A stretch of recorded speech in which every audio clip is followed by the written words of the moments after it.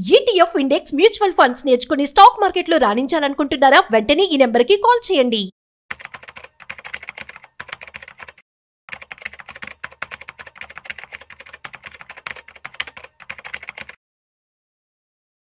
నమస్తే, నేను జీవి సత్యనారాయణ. ఈ వీడియోలో ఎన్ఎల్సి ఇండియా, ఇది ఒక నవరత్నాల company, public sector unit, government organisation. ఇది 1.25 లక్షల కోట్లు పెట్టుబడులు పెడుతుంది. అదేంటిదో చూద్దాం. ఇది లాంగ్ టర్మ్ ఇన్వెస్ట్మెంట్. ఎవరైతే ఉంటారో ఈ వీడియో ఎవరైతే చూస్తారో 1-2 సార్లు చెక్ చేసుకోండి. నవరత్న కంపెనీ ఇది రాబోయే రోజుల్లో మల్టీ బ్యాగర్ అవుతుంది. అది వెయిట్ చేయాలి. అది ఎలా ఏంటిది అనేది వీడియో వినండి. లాంగ్ టర్మ్ వాళ్ళే ఇందులో ఇన్వెస్ట్ చేయడానికి రెడీ అవ్వండి. అంతే తప్ప ఏదో ఇన్వెస్ట్ చేయగానే పెరగట్లేదు అని అనొద్దు. ఎందుకంటున్నానంటే ఈ మల్టీ బ్యాగర్లు ఏవైతున్నాయో లాంగ్ రన్లోనే ఉంటాయి. కొద్ది రోజుల్లో రావు మల్టీ బ్యాగర్లు. నెలలు, ఏండ్లు ఉంచితేనే అప్పుడు మల్టీ బ్యాగర్లు అవుతాయి. అదేంటిదో చూద్దాం. ఈ ఎన్ఎల్సి ఇండియా ఏదైతే ఉందో ఇది ప్రభుత్వ రంగ గనుల సంస్థ, మైన్స్ అన్నమాట. ఈ ఎన్ఎల్సి ఇండియా ఏదైతే ఉందో 2030 నాటికి, ఇప్పుడు 2025లో ఉన్నాం, 2030 నాటికి ఇంకా 5 సంవత్సరాలు అన్నమాట. అప్పటి వరకు 1.25 అంటే 1,25,000 లక్షల కోట్లు, 1.25 లక్షల కోట్లు పెట్టుబడులు పెట్టడానికి రెడీ అయింది. ఇది నవరత్న కంపెనీ, గవర్నమెంట్ది, public sector unit, central government organisation. అయితే ఇప్పుడు ప్రస్తుతం ఏదైతే దాని సామర్థ్యం ఉందో దాన్ని 6-7 గిగావాట్ నుంచి 20 గిగావాట్, అంటే 3 రెట్లు సుమారుగా విస్తరించాలనే ఉద్దేశంతో ఉన్నామని చెప్పేసి కంపెనీ యొక్క చైర్మన్, ఎండీస్, ఎవరైతే సిఎండి, ఎండి ప్రసన్న కుమార్ మోటిపల్లి తెలపడం జరిగింది. ప్రతిపాదిత 1.25 లక్షల కోట్లు ఏవైతే పెట్టుబడులు ఉన్నాయో దాంట్లో 65,000 కోట్ల రూపాయలు పునరుత్పాదకాలు, ఇతర హరిత కార్యక్రమాలపై కంపెనీ వెచ్చించనుంది. థర్మల్ విద్యుత్ కోసం 45,000 కోట్లు, మైనింగ్ కోసం 15,000 కోట్లు ఖర్చు చేస్తుంది. పునరుత్పాదకాలపై పెట్టనున్నటువంటి మొత్తంలో 15,000 కోట్లను బ్యాటరీ స్టోరేజ్ వ్యవస్థపై వెచ్చిస్తారు. అంటే రాబోయే రోజుల్లో ఎలక్ట్రిక్ వెహికల్స్ ఏదైతే బ్యాటరీలు ఉన్నాయో వాటి స్టోరేజ్ కోసానికి 15,000 కోట్ల రూపాయలు పెట్టుబడి పెట్టే అవకాశాలు ఉన్నాయి. సామర్థ్యాల విస్తరణపై దృష్టి పెట్టామని, సంప్రదాయ సామర్థ్యాలతో పాటు పునరుత్పాదక సామర్థ్యాలను పెంచుతామని కుమార్ అన్నారు.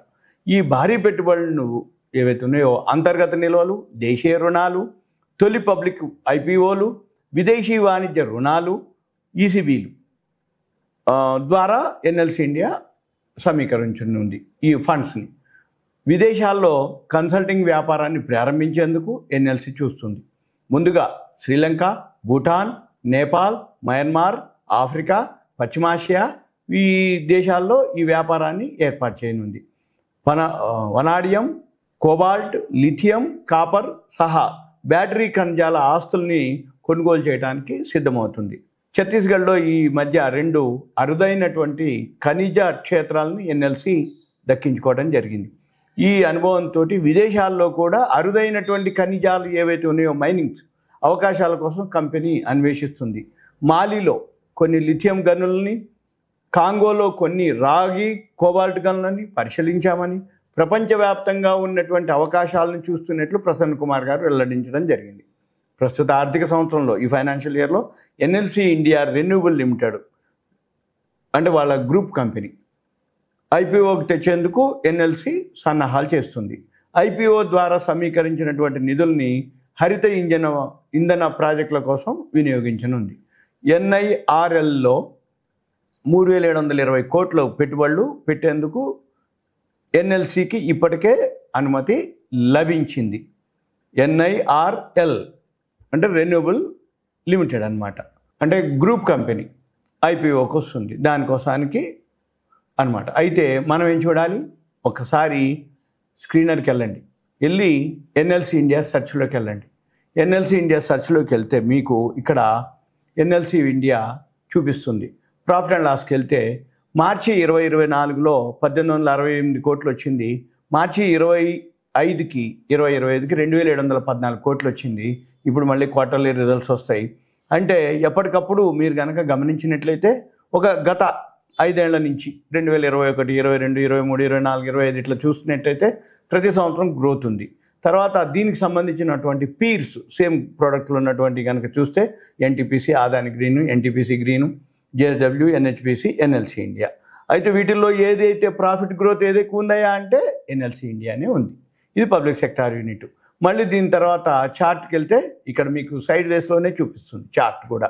ఇప్పుడే బయింగ్లోకి రావడం జరిగింది. చార్ట్ కూడా బ్యాలెన్స్ షీట్లోకి వెళ్ళినట్టయితే దీని యొక్క ఈక్విటీ క్యాపిటల్ 1387 కోట్లు, రిజర్వ్లు వచ్చి 17,336 కోట్లు. తర్వాత ఇన్వెస్టర్స్ వచ్చి ప్రమోటర్స్ వాటా 72.2%. అంటే బయట షేర్లు తక్కువ ఉంటాయి, గవర్నమెంట్ ఆర్గనైజేషన్ కాబట్టి 72% ప్రమోటర్ దగ్గరే ఉంటుంది అన్నట్టు. అయితే డిఐఏలు మ్యూచువల్ ఫండ్స్ 14.63%. మ్యూచువల్ ఫండ్స్ ఏవైతే ఉన్నాయో గవర్నమెంట్ ఆర్గనైజేషన్ కాబట్టి సేఫ్టీ సెక్యూరిటీ ఉంటుంది. గవర్నమెంట్ కూడా ఫండ్స్ ఏవైతే ఉన్నాయో అంటే రెండు గవర్నమెంటే, అంటే మ్యూచువల్ ఫండ్స్ కానీ ఏవైతే ఉన్నాయో గవర్నమెంట్ ఆర్గనైజేషన్లో ఎక్కువ శాతం పెట్టుబడులు పెడతాయి. ఎంత శాతం ఉన్నాయి? 14.63% ఉంది. ఇక తర్వాత ఇక పబ్లిక్ వచ్చేటప్పటికి 5.96%, గవర్నమెంట్ వచ్చి 4.31%, ఎఫ్ఐఐలు వచ్చి 2.91%, మొత్తం కలిపితే 100%.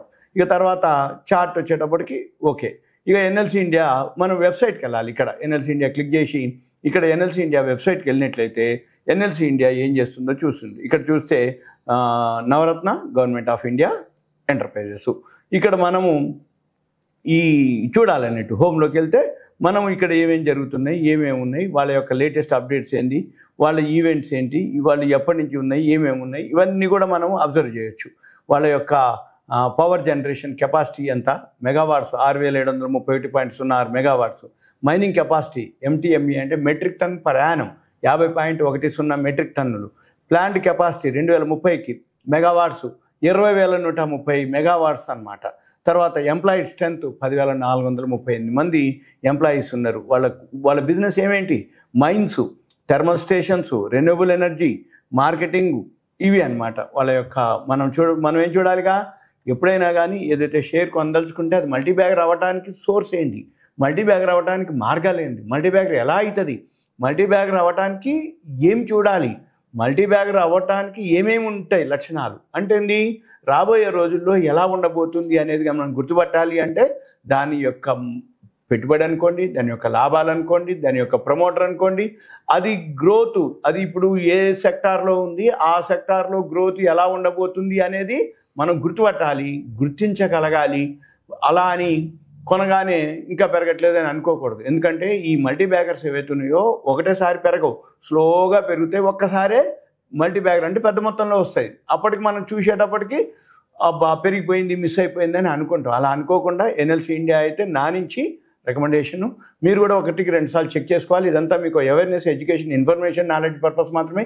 ఓన్గా వెరిఫై చేసుకోండి. లేదు మీ ఫైనాన్షియల్ అడ్వైజర్ ఎవరైనా ఉంటే వాళ్ళ సలహా తీసుకొని మీరు కొనుక్కోవాల్సిన అవసరం ఎంతైనా ఉంటుంది. ఎందుకంటుందంటే షేర్ మార్కెట్ ఏదైతే ఉందో ఒడిదుడుకుల్లోనే ఉంటుంది, అప్ అండ్ డౌన్లు ఉంటుంది. మార్కెట్ ఏదైతే ఉందో అన్నిటికీ అనుగుణంగా ఉంటుంది. మీరు ఫైనాన్షియల్ మార్కెట్లో ఈ డిస్క్లైమర్ అంటే రిస్క్తో కూడుకున్నది కాబట్టి మీ పెట్టుబడికి మీరే రిస్క్ తీసుకోవాల్సి ఉంటుంది. కాబట్టి ఇదంతా నా సూచన మాత్రమే, awareness, education, information, knowledge purpose మాత్రమే. Thank you. సెలవు.